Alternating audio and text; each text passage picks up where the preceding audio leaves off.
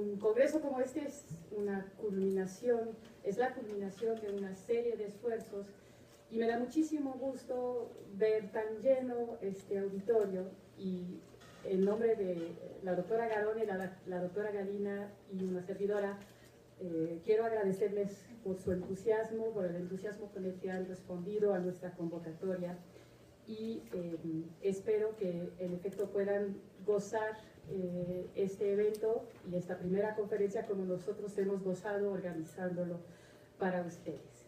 El doctor Leonardo Funes, que tengo el gusto de presentar aquí, es doctor en letras por la Universidad de Buenos Aires y profesor de la Cátedra de Literatura Española I Medieval de la Facultad de Filosofía y Letras de la Universidad de Buenos Aires. Ha publicado libros que han representado enormes aportaciones al estudio de la literatura medieval, en particular el estudio de las crónicas medievales, que han representado desde siempre una verdadera maraña textual difícil de resolver y sobre todo de poner en orden. Su primer libro, El modelo historiográfico alfonsí, una caracterización, puso de relieve digamos, las pautas seguidas por los historiadores de la corte del rey Alfonso para la escritura de la historia y la evolución de la misma en esta centuria XIII y la siguiente.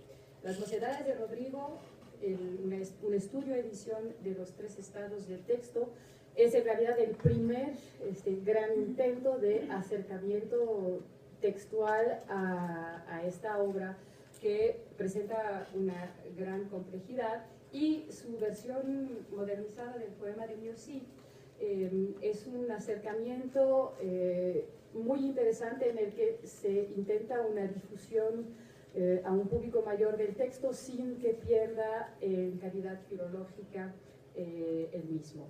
Y su última publicación, Investigación literaria de textos medievales, objeto y práctica, es una reflexión metodológica muy interesante para cualquiera que esté interesado en la literatura medieval. Y solo me queda por anunciar, porque es algo muy reciente, que ha sido designado director del Seminario de Crítica Textual de Buenos Aires, que es, digamos, como tal, el único seminario de crítica textual que funciona como una entidad, digamos, que no pertenezca a ninguna universidad, sino, digamos, al sistema, al CONICET, el Sistema Nacional de Investigación, y donde 22 personas trabajan sobre cuestiones de crítica textual digamos, de forma permanente. Así que, bueno, ya ha sido muy larga la introducción, pero no quería dejar de presentar, digamos, al profesor que nos va a leer una conferencia que justamente responde a esa necesidad de reflexionar, diríamos, metodológica y teóricamente sobre la importancia del scriptum, evidentemente en este caso en una época en la que todavía no entra en competencia con los otros medios que trataremos el día de mañana y el resto de la semana. Adelante, doctor Funes.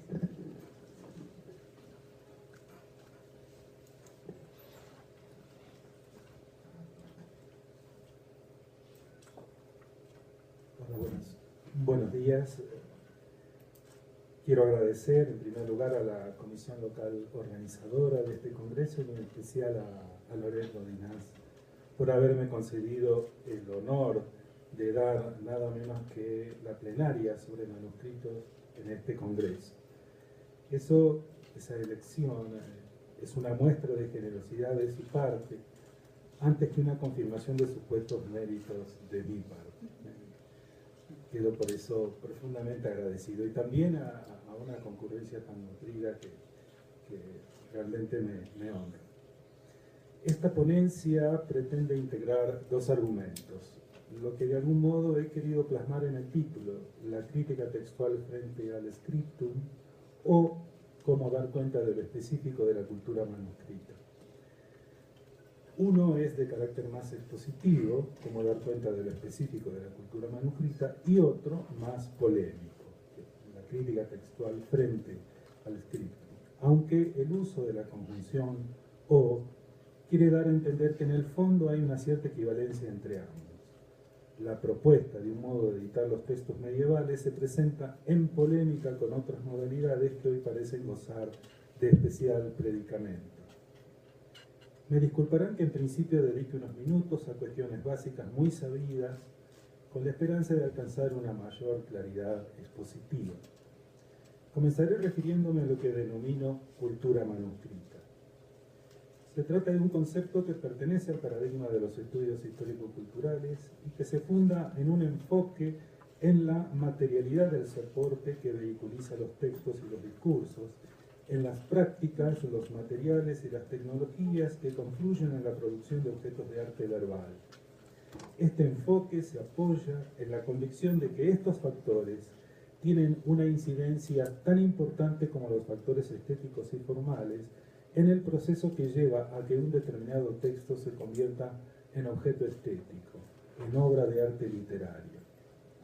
Definida a partir de las condiciones materiales de la escritura a mano, interesa en nuestro caso pensar la cultura manuscrita en relación con la cultura oral, pero sobre todo en contraposición con la cultura impresa.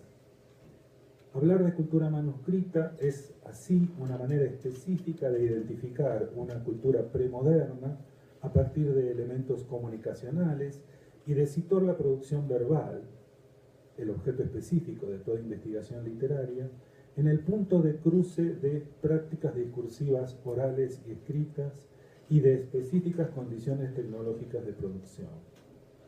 El elemento esencial es el texto manuscrito, modalidad histórica específica de ese concepto cultural amplio que denominamos texto en el terreno de la teoría literaria. El texto escrito a mano, es decir, redactado, pasado en limpio, copiado, dibujado, y ténganse en cuenta las diferencias que en cuanto a tareas intelectuales estas operaciones implican. Ese texto escrito a mano mientras se lo deletrea en voz alta, mientras se escucha una voz mental que parece emerger de las celdas de la memoria, mientras se imagina su posterior difusión vocal, se va extendiendo sobre el silencio de la página en blanco, pergamino o papel, muy probablemente pautado y reglado, mediante un trabajo que hace del resultado un producto singular. El texto manuscrito será siempre un acontecimiento, nunca el término de una serie.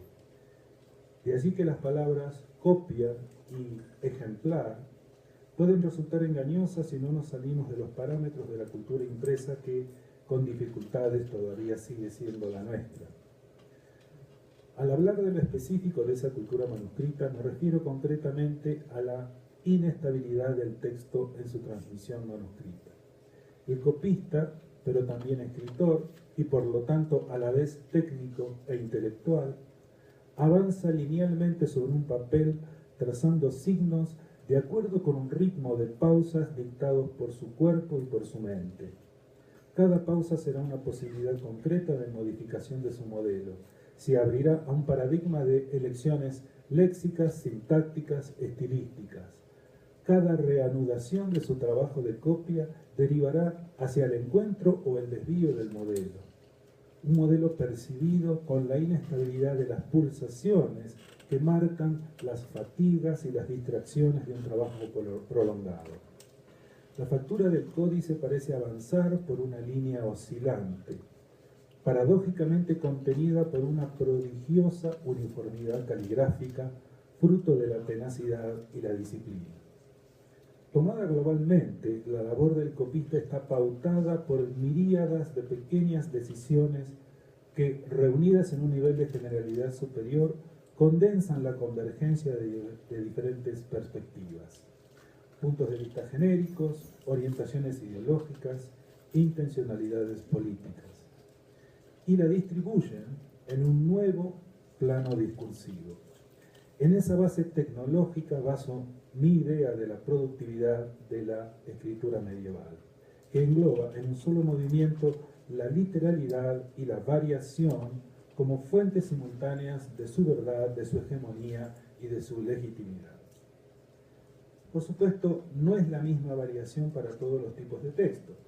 Hay un mayor respeto y un mayor celo por la copia fiel cuando se trata de la Biblia o de los clásicos,